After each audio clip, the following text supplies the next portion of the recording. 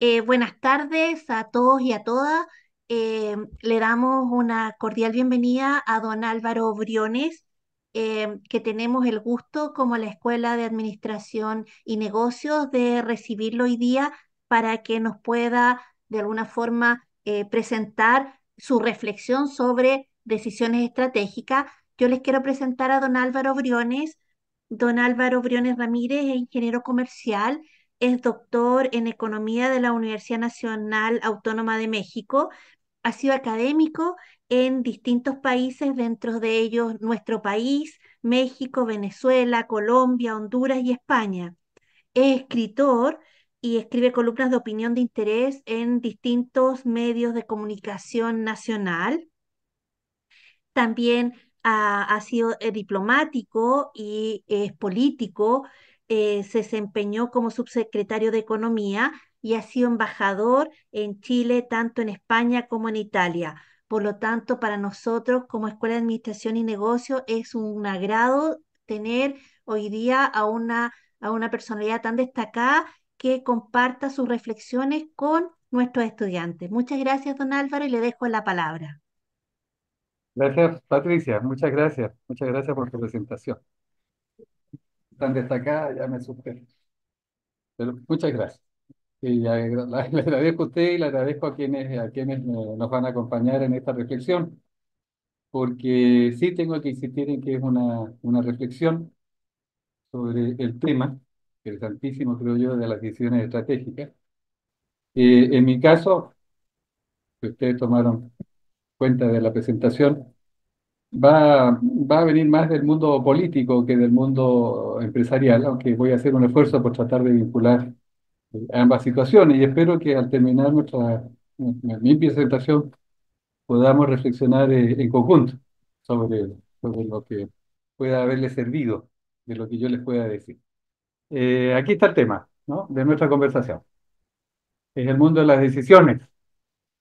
Sobre decisiones. Seguramente ustedes han oído hablar en muchas oportunidades, además, o han escuchado la expresión cruzar el Rubicón. El Rubicón es un río que está en Italia. Yo tuve la suerte de vivir un par de años como diplomático en Italia y busqué el Rubicón. Eh, Hay un río que se llama Rubicone, que algunos dicen que es el mismo de la historia, y otros dicen que es otro río, que tiene otro nombre, Pisciatello.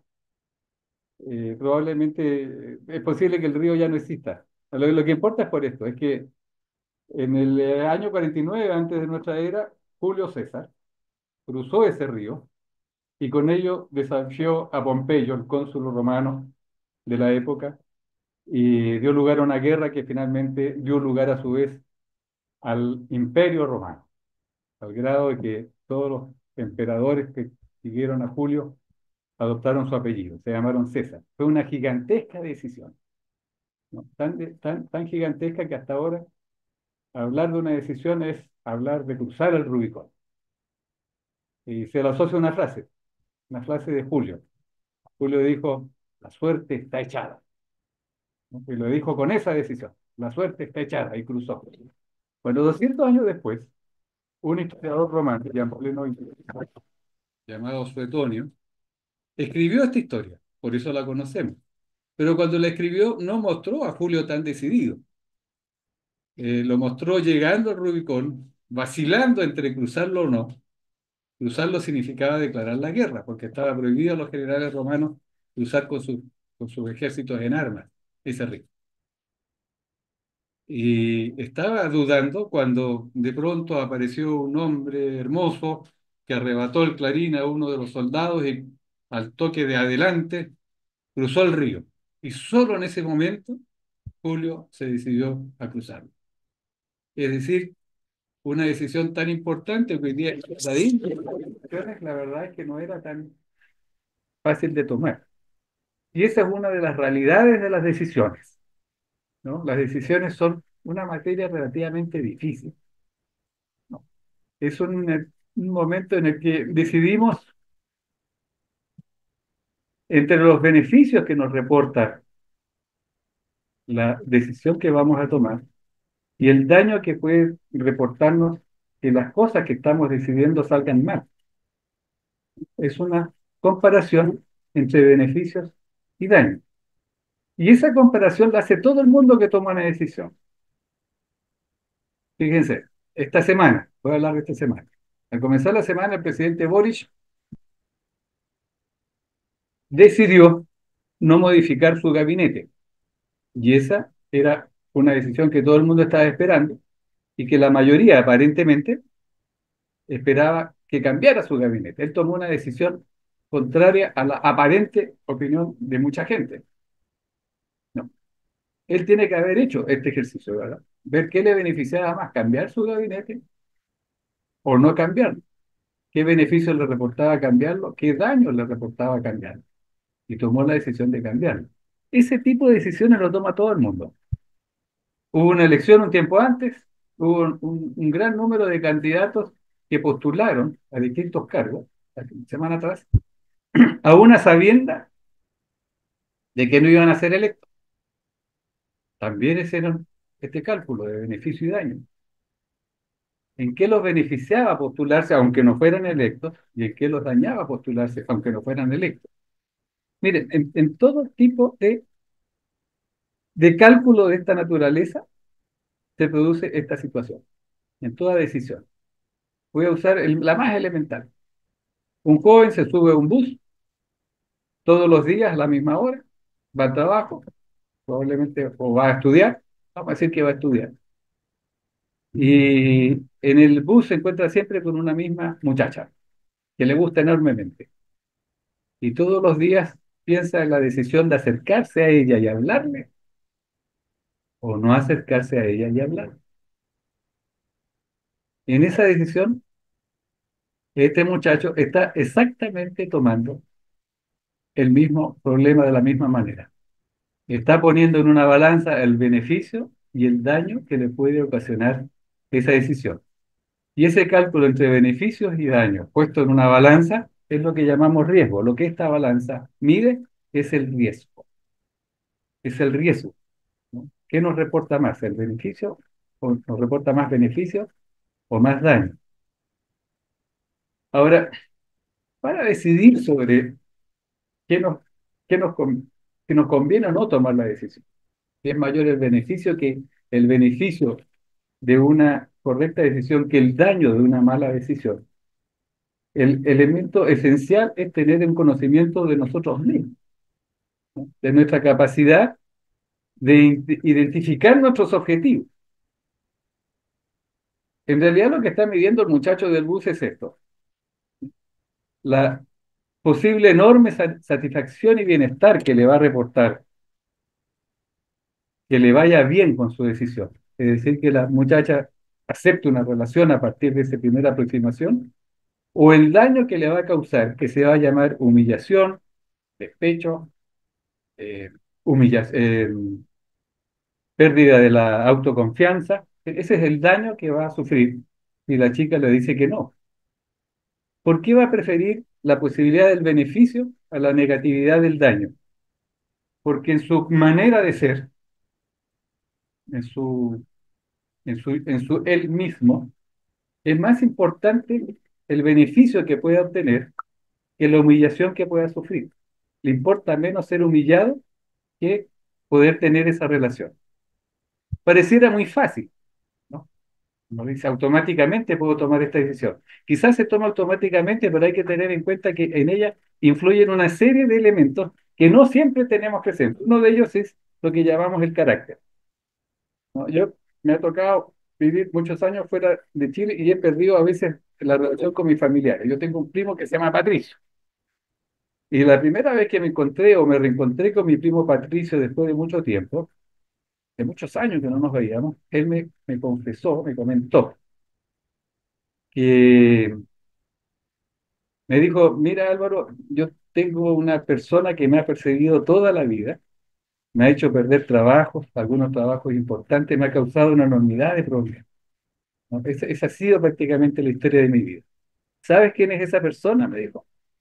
Yo mismo, yo mismo, soy un bruto, me enojo, peleo con mi jefe, En fin, no aguanto nada, a la primera de cambio me disgusto, en fin, hago cosas horribles. Eso tenía que ver con lo que normalmente llamamos, en el caso de mi primo, su manera de ser, su carácter o su personalidad.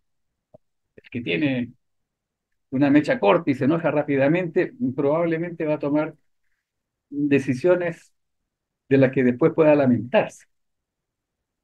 ¿De dónde nos viene el carácter o la personalidad? La genética lo ha estudiado bastante y dice que no sabe, no sabe. Pero sí ocurre que buena parte de nuestro carácter o de nuestra manera de ser, podemos darnos cuenta, es muy parecida o es idéntica a la manera de ser de nuestros progenitores. Los españoles tienen un dicho: cada uno es hijo de su madre y de su padre.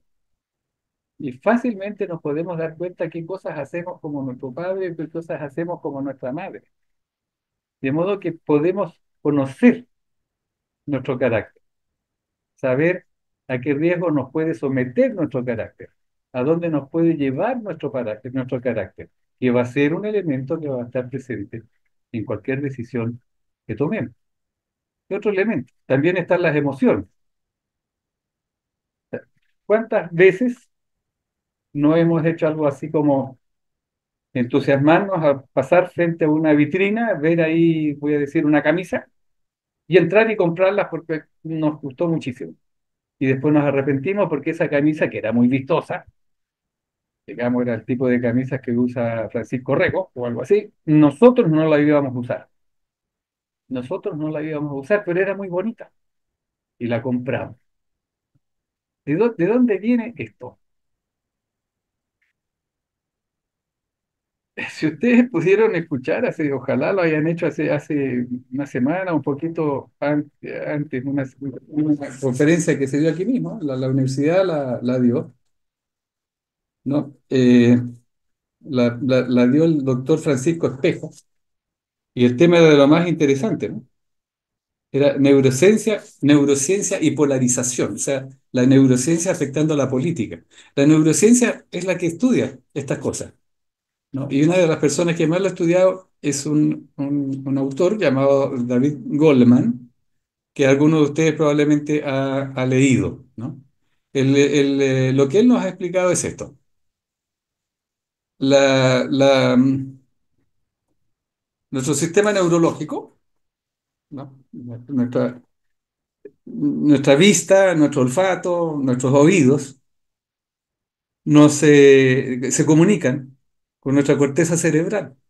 La corteza cerebral procesa estos mensajes y los traspasa a la amígdala, que es una parte también de nuestro cerebro, que finalmente, que es la parte del cerebro, se llama el sistema límbico, que es que permite tomar las decisiones, el que nos lleva a tomar decisiones. Lo que descubrió Goleman fue que, haciendo experimentos, ¿no? Con personas y con animales, es que nuestros sentidos pueden comunicarse directamente. En muchos casos se comunican directamente con la amígdala, no pasan por la corteza cerebral y por lo tanto llevan a que la decisión se tome por la primera percepción que se tiene, ¿no? A eso lo llamó Goleman inteligencia emocional, ¿no? Tomar decisiones a partir de las emociones, ¿no? Igualmente, nosotros podemos conocer nuestras emociones, ¿no? Podemos saber qué es lo que nos gusta, qué es lo que no nos gusta. Y sobre todo, podemos aprender a controlar nuestras emociones, ¿no? Paso por la vitrina, veo esa camisa, digo qué linda es, voy a comprarla, y tengo la posibilidad de no comprarla. Puedo pensarla. Y esa es la diferencia entre los seres humanos y otras especies animales. Otras especies animales hacen las cosas automáticamente. Si tienen hambre, comen. Nosotros, si tenemos hambre, podemos decidir no comer. Lo que nos permite decidir no comer es la voluntad. Entonces, de nuevo, la voluntad es un elemento que tiene que tenerse presente, que puede actuar en el momento de tomar una decisión. También está la intuición, ¿no? Se dice que, sobre todo esto en el mundo político, se dice que hay líderes políticos que son intuitivos. También se dice eso de los líderes de empresa, ¿no? Hay personas, hay mujeres y hay hombres que ven bajo el agua, ¿no? Que se la saben todas, que son pillos, que pueden reaccionar automáticamente ante una situación y reaccionar correctamente, que se dan cuenta de cosas que los demás no se dan cuenta, son intuitivos. Pero creer que ser intuitivo significa tener poderes, no sé, extrasensoriales, especiales, que le permiten adivinar cosas, es un error, ¿no? Nadie tiene esos poderes. Lo que tienen es información, ¿no? Una persona que es capaz de reaccionar de esa manera y puede ganarse la fama de intuitivo, de listo, ¿no? De tomar buenas decisiones rápidamente, es porque tiene información que otras personas no tienen, porque es más viejo, porque es más sabio, porque ha vivido esas experiencias o ha leído de esa experiencia o ha conocido de las experiencias de los demás. O sea, en definitiva, en estas materias, más sabe el diablo por viejo que por diablo, ¿no?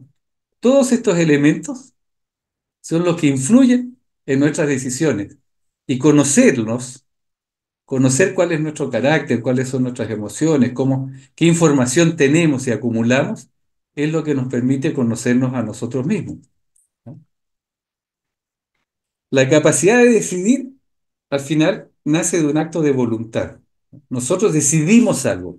No somos como otras especies animales. No actuamos, ¿no? Directamente guiados por una sensación o una emoción. Y al conocernos a nosotros mismos, nos, nos lleva a no engañarnos, ¿no? Con relación a qué es lo que realmente queremos. El chico que se subió al bus quiere mucho más, le interesa mucho más. Después, si se conoce bien a sí mismo, sabe que para él es mucho más importante obtener el sí de esa muchacha, aunque corra el riesgo de tener un no. La humillación que puede sufrir es menos importante para él que el bienestar que le va a acarrear esa decisión, ¿no? Voy a introducir aquí a alguien que nos va a acompañar en esta conversación, Sun Tzu, ¿no? Sun Tzu fue un pensador, supuestamente, nadie sabe si existió o no a ciencia cierta, pero parece que fue alguien que existió en el siglo V de nuestra era y que escribió un libro que se llama El arte de la guerra. Era un general, se supone, chino, que escribió todo lo que se tiene que saber sobre estrategia y sobre decisiones y sobre la guerra. Y nos dijo esto: el guerrero invencible no es aquel que ha ganado 1000 batallas, sino aquel que se ha vencido a sí mismo, que ha logrado controlar su carácter, conocer bien sus emociones y controlarlas, y acumular una información que le sirva para tomar sus decisiones, ¿no? Estos son los elementos que actúan en la decisión. Pero la decisión siempre es un fenómeno social. Tomamos decisiones con relación a otras personas. O esas son las decisiones que nos interesan, o esas son por lo menos las decisiones que me interesan, eh, sobre las que me interesa dialogar con ustedes, ¿no? No me interesa la decisión que se enseña mucho en la escuela de economía, ¿no? La decisión de Toribio el náufrago, ¿no? De Robinson Crusoe, ¿no? De la persona que está aislada y que tiene que tomar decisiones con relación a sí mismo. Las decisiones que nos interesa, de las que me interesa conversar con ustedes, es esta: decisiones con otras personas. Y aquí me veo obligado a contarles otra historia, ¿no? En el año 476 antes de nuestra era, según cuenta Tucídides en un libro que se llamó Historia de las guerras del Peloponeso, Milo decidió expandirse. Milo decidió convertirse en una potencia colonial. Era una ciudad, decidió expandirse y para ello conquistó a su entorno, a las ciudades de su entorno. Una de esas ciudades era Milo, famosa después, como ustedes saben, por la Venus de Milo que se encontró ahí. Era una isla, ¿no? Y lo que el mensaje que Atenas le entregó a los habitantes de Milo fue que quería su sumisión, que se sometieran, que se convirtieran en esclavos de Atenas. Pero los habitantes o los delegados de Milo que concurrieron a conversar con los delegados de Atenas le dijeron que no era necesario, que ellos no eran enemigos de Atenas, ¿no? Que podían garantizarle su neutralidad, no querían pelear con Atenas. En ese momento, los atenienses le dijeron que no, no era suficiente.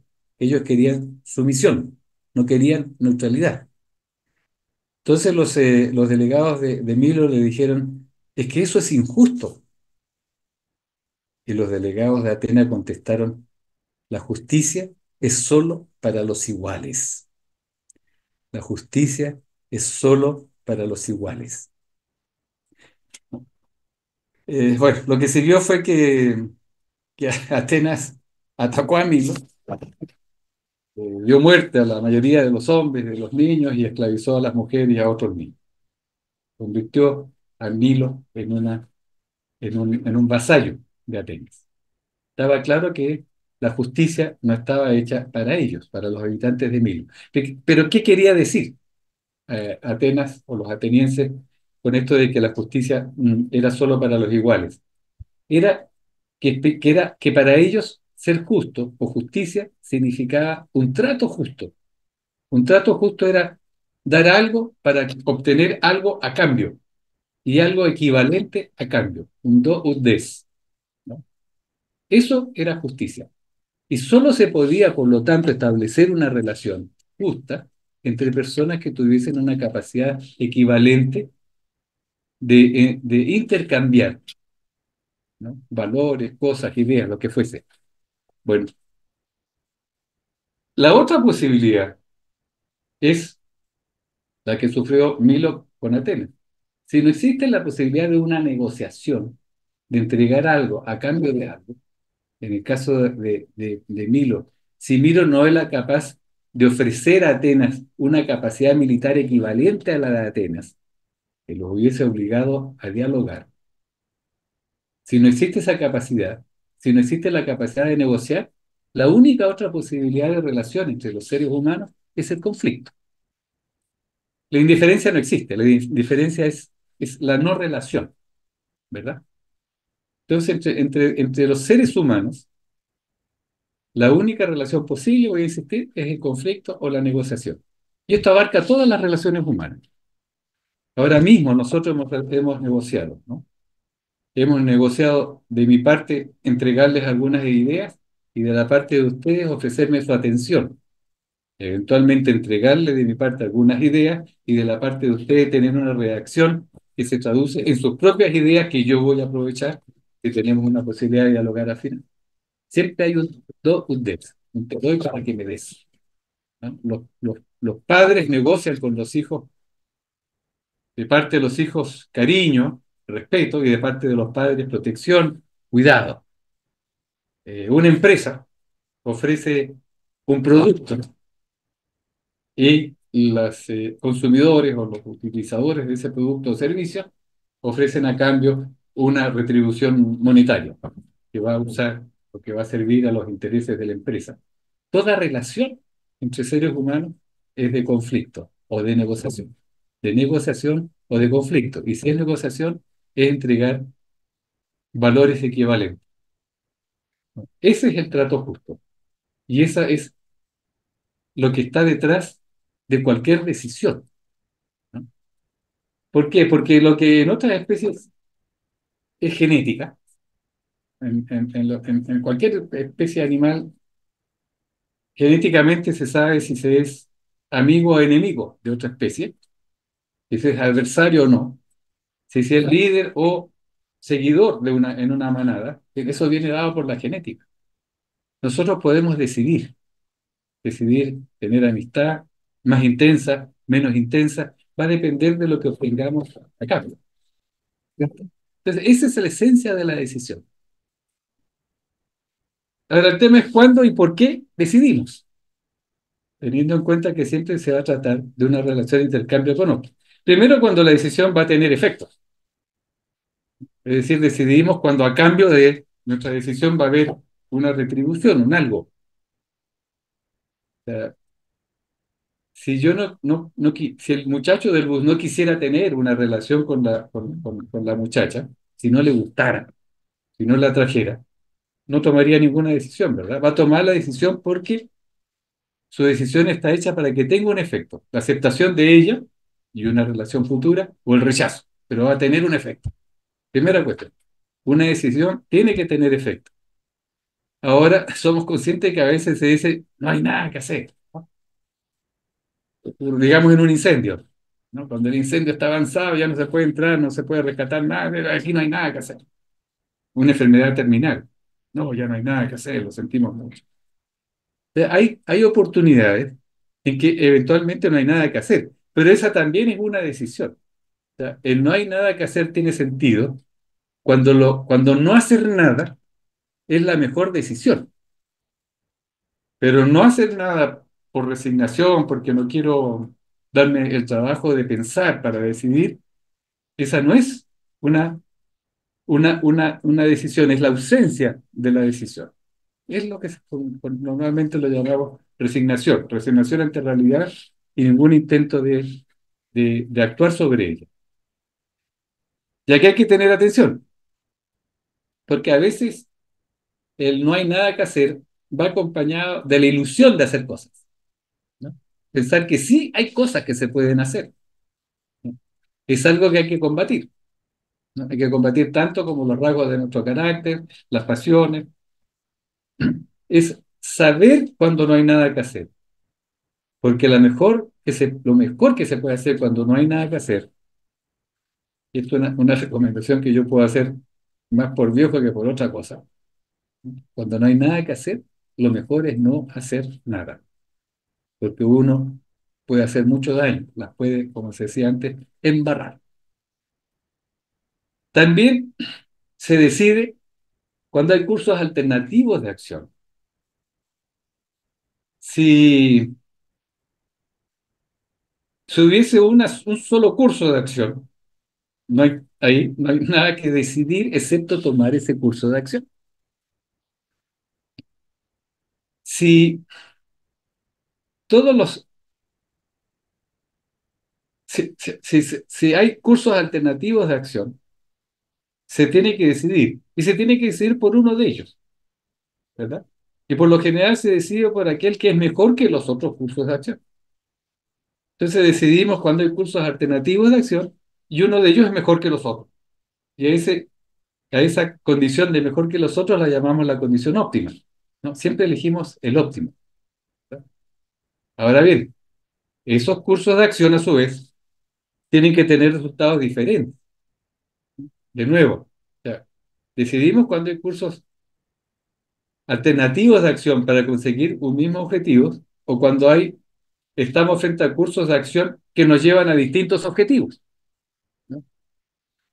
Ese también es un tema de decisión. Cada una de las cosas que decidimos, tanto si los cursos de acción nos llevan hay muchas maneras de hacer una cosa, o hay muchas cosas que se pueden hacer de diferentes maneras, es porque la decisión va a tener efectos, ¿verdad?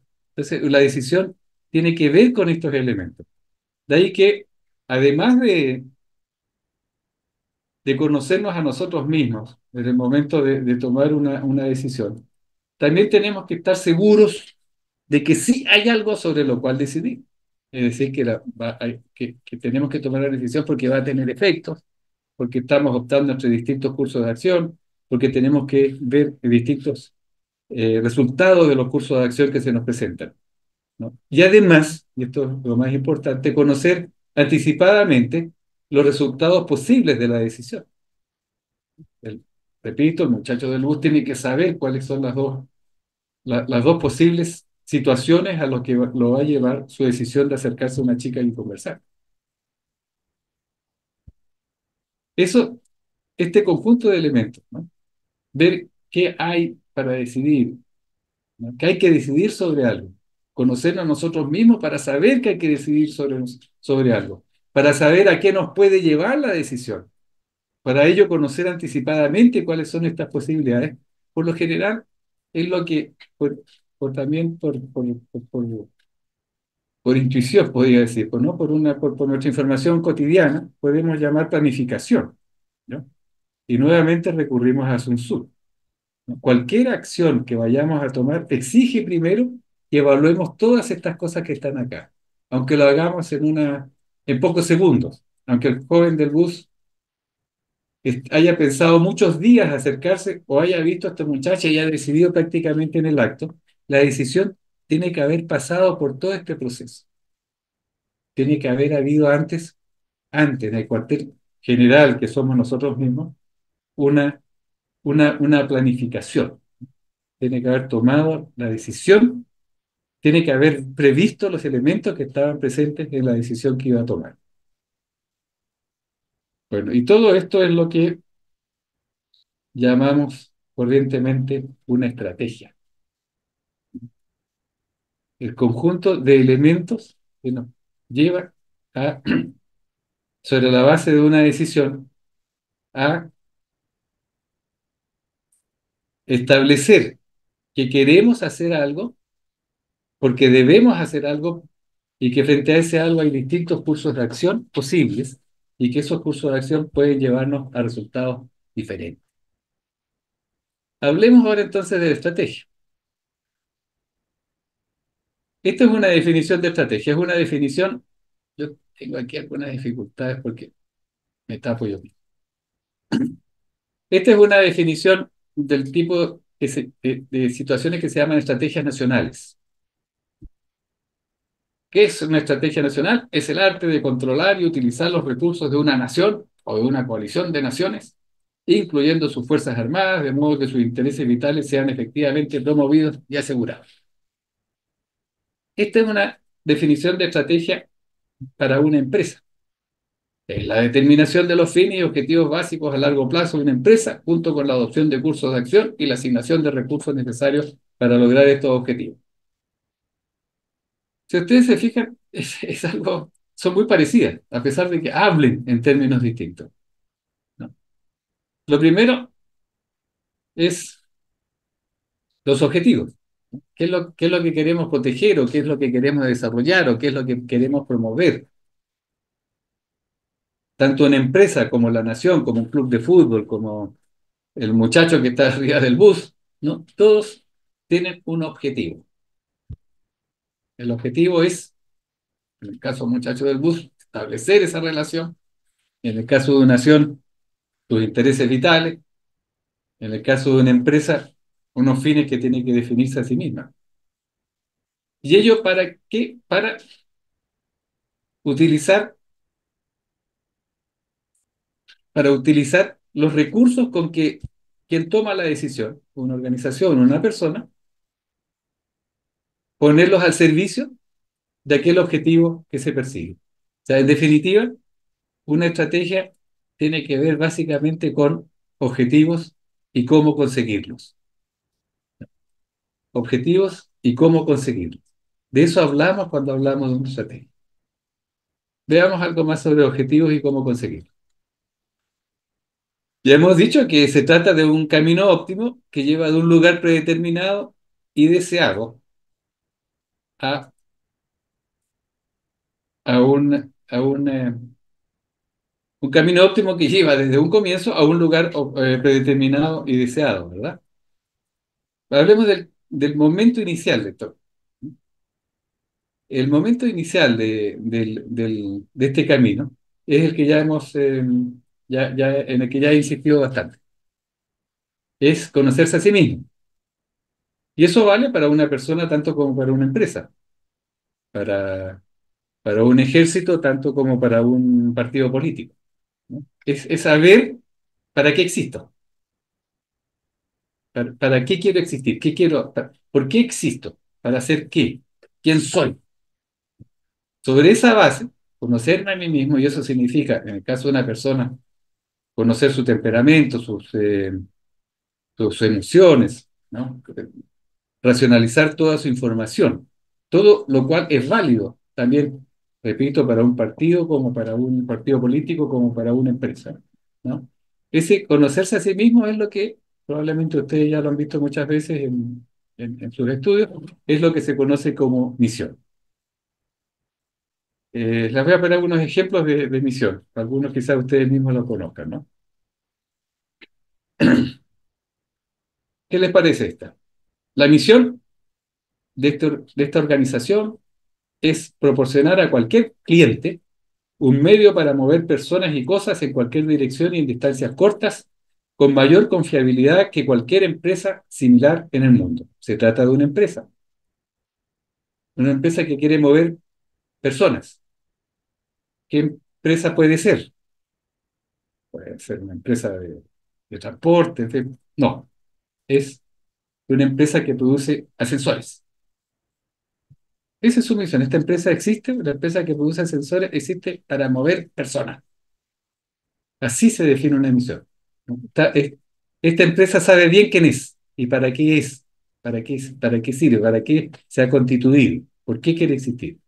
Otra, esta es más fácil, alimentar el mundo, debe ser una empresa que produzca alimentos. Esta es la misión de Nestlé. Pero volvamos al objetivo y cómo conseguirlo, ¿no? Un camino, estamos hablando de un camino, debe tener un, un comienzo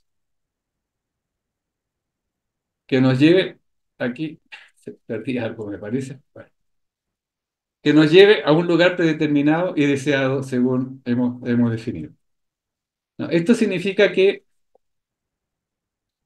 el destino de, de cualquier estrategia, el objetivo final al que se llega, obliga a una mirada de futuro para definir a partir de lo que se es, definir lo que se quiere ser en el marco de ese ser. ¿No? ¿Qué hacer desde esa posición? ¿A quién se va a beneficiar con esto que nosotros vamos a hacer? Nuestra definición esencial. ¿Cómo queremos que nos vean por eso? Y es lo que ustedes saben, se denomina visión. Les pongo dos ejemplos nuevamente. McDonald's naturalmente quiere dominar la industria global de servicios de alimentos. Está para producir alimentos, pero quiere dominar la industria. Ese es su objetivo final. General Electric quiere convertirse en la empresa más competitiva del mundo, pero es mucho más precisa. Quiere ser la número uno o la número dos. Se da esa licencia. Acepta ser la número dos. Esa es su visión. Siempre voy a ser la uno o la dos en cada uno de los negocios en que me involucre. El camino mismo, el que lleva de la razón de ser, del comienzo al objetivo que se persigue, es lo que conocemos como plan estratégico y es algo que no vamos a ver en esta conversación. Voy a detener aquí un minuto nada más. El, eh, ya acercándose al final, ya debería terminar. Pero mire, quería contarles que quizás ustedes vieron una película, el actor principal era Danny DeVito, que pasó hace muchos años, así que probablemente no la hayan visto. Se llamaba Others People Money, el dinero de los otros. ¿No? Y en él, un personaje que era Danny DeVito relata la historia de una empresa que era la empresa más eficiente de su era, de su época. Era la mejor empresa del mundo en su actividad, la mejor del mundo, y sin embargo, pocos meses después, siendo una empresa más eficiente del mundo, quebró, siendo la más empresa en su actividad. ¿Por qué? Porque era una empresa que producía látigos para acicatear animales. Y esto ocurría al comenzar el siglo XX. O sea, puede haber un error al definir una estrategia. La estrategia siempre es una decisión, he dicho, y la relación entre una empresa y sus clientes es una decisión, es una negociación entre estrategias. ¿Ya? Si la empresa que usaba determinados recursos para producir látigos los hubiese utilizado dentro de su misma misión, que era ayudar a la gente a transportarse dentro de su misma misión, ¿no? Pero en lugar de haber definido su visión como acicatear animales más, de manera más eficaz, no sé, lo hubiera definido como crear confort dentro de los vehículos de automovilización. usar el cuero que se usaba para los látigos en producir asientos para los automóviles, no habría quebrado, ¿no? Habría redefinido su estrategia, habría redefinido su visión, habría tenido que hacer un plan estratégico distinto, o sea, un camino distinto para ir de la misión a la visión y no habría quebrado. Ya. Es posible equivocarse al definir las estrategias. ¿Por qué? Porque nos podemos equivocar en una decisión. La decisión, repito, siempre está midiéndose el éxito y el fracaso. Bueno, seguimos acá.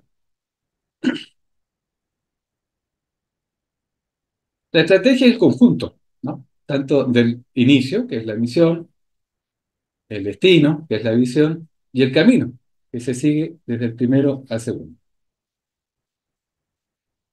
Probablemente ustedes han oído, sin embargo, otra acepción o otra manera de referirse a la estrategia, ¿no? Es aquella que dice que la define o que la entiende como algo muy importante.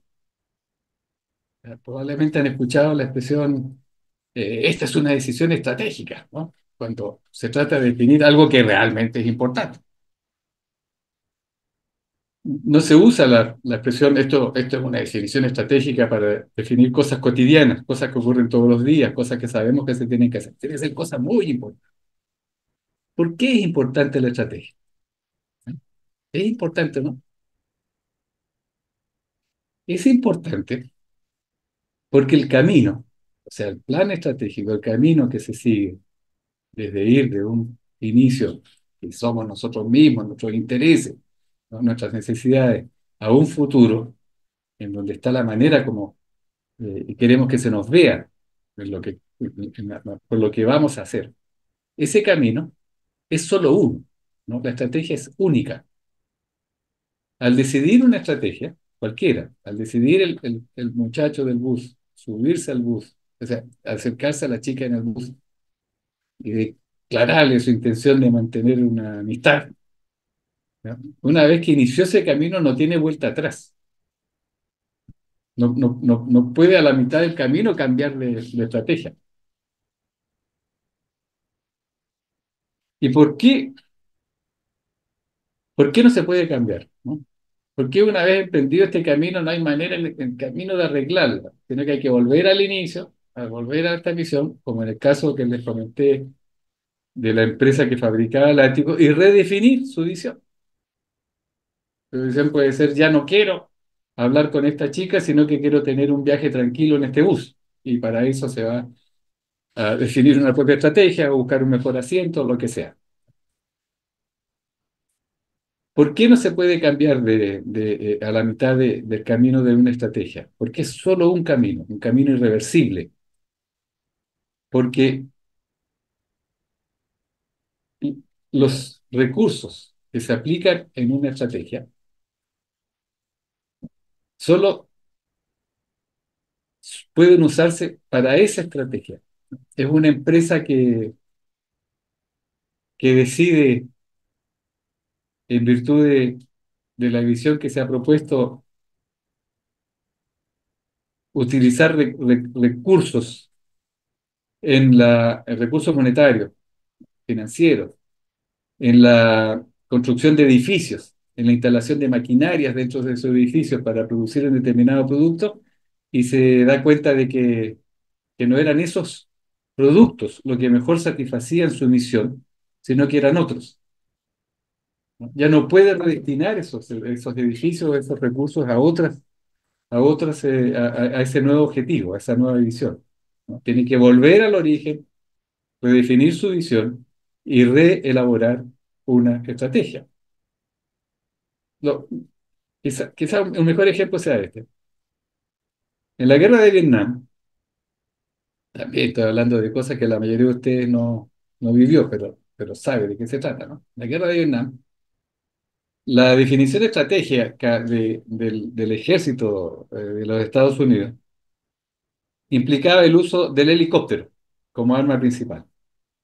Y toda la guerra, y eso sí, lo podemos haber visto todo en múltiples películas, ¿no? Toda la guerra tuvo relación desde el punto de vista estratégico de los Estados Unidos en el uso del helicóptero. Han visto películas en que los helicópteros llegan y desembarcan o los helicópteros retiran personal de una operación. Ahora, si se hubiese una vez iniciado la guerra advertido que en realidad el arma principal para la guerra no era el helicóptero, sino que era el tanque, no había manera de transformar los helicópteros en tanques, ¿no? Ya no se podían usar esos recursos. Había que volver al origen y redefinir los objetivos y el camino para lograrlo. Por eso es, y con esto sí podemos terminar ahora y conversar un poco más, por eso es que la decisión estratégica no solo es importante, en mi opinión, siempre va a ser muy importante, ¿no? Muy importante. Es la decisión que tomó probablemente el presidente Boris al comenzar esta semana. Podemos especular por qué lo hizo. Yo voy a especular. Eh, no es una... Por favor, no tomen lo que voy a decir más que como, no como un mensaje político, sino que solamente como un uso de estos principios que he tratado de comunicarles a ustedes. Voy a suponer esto. El gobierno tiene una misión. Y voy a suponer que la misión original del gobierno era producir grandes transformaciones en el país, transformarlo, hacer de este país un país diferente. Su visión era conquistar una serie o lograr una serie de modificaciones específicas, ¿no? Que tenían que ver con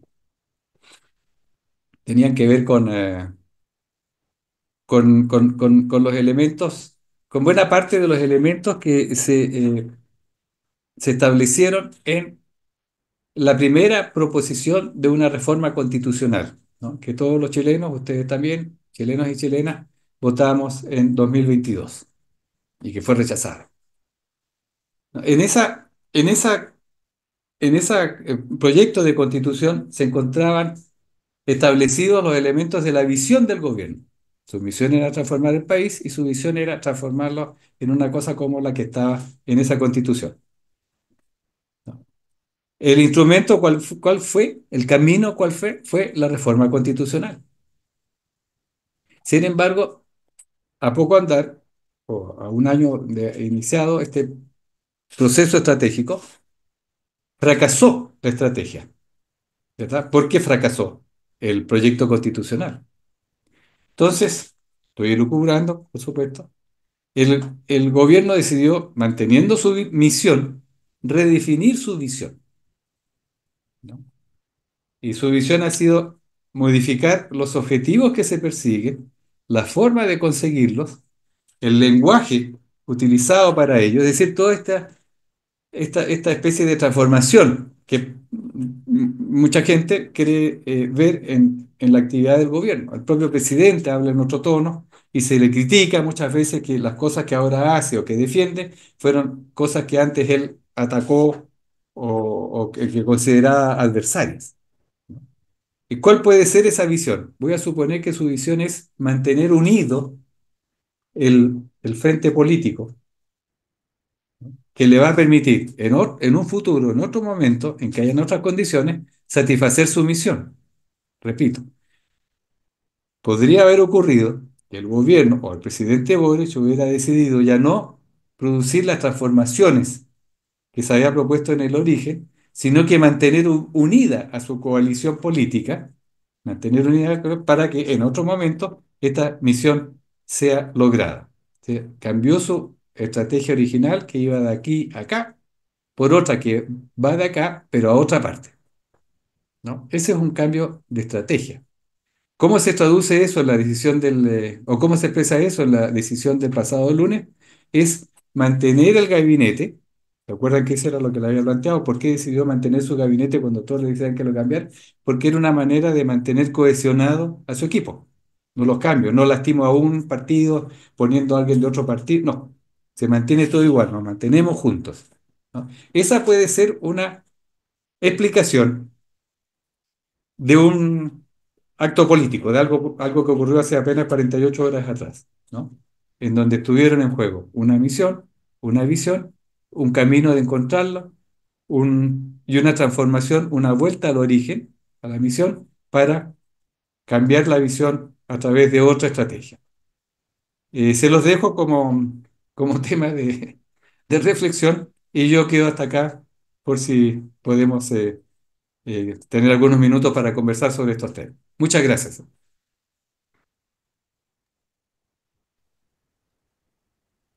Muchas gracias, Álvaro. Creo que había alguien que tenía una pregunta, don Martín.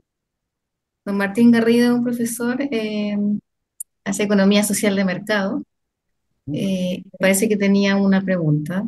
Sin embargo, me está pidiendo que le activemos el Yo se lo micrófono. activo. Ahí Ya, está. bueno. ¿Lo puedo ver, don Martín? Vamos a intentar ponerlo acá. Esperemos un Vale. segundito. Martín, ¿dónde estás?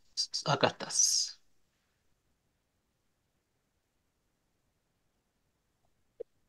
Martín, actívate tu cámara y tu micrófono.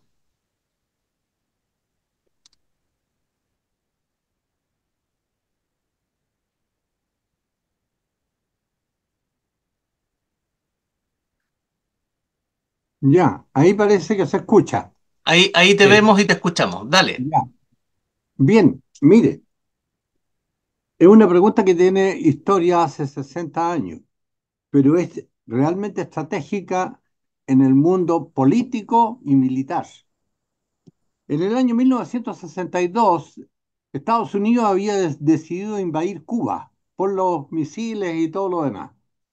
Y para ello habían conseguido que los ex cubanos que estaban en Miami atacaran la isla, y para cuál la CIA los armó, ¿cómo se llama? En yates, en barcos, así los armó. Eran 5.000 los que iban a atacar, pero tenían la dificultad de que las defensas de artillería que tenían en Cochinos, en la bahía de Cochinos, tenían Fidel Castro, había que destruirla para que los otros pudieran entrar a la isla y conquistar la isla, si ese era el proyecto que tenía. Eso fue acordado en el Pentágono y el presidente Kennedy tomó la decisión de autorizar la aviación norteamericana que en 20 minutos destruyera todas las instalaciones militares de artillería que tenía la isla, lo cual no iba a significar bajas de los norteamericanos, iba a ser un bombardeo de una bomba por metro cuadrado, lo mismo que hacían muchas veces.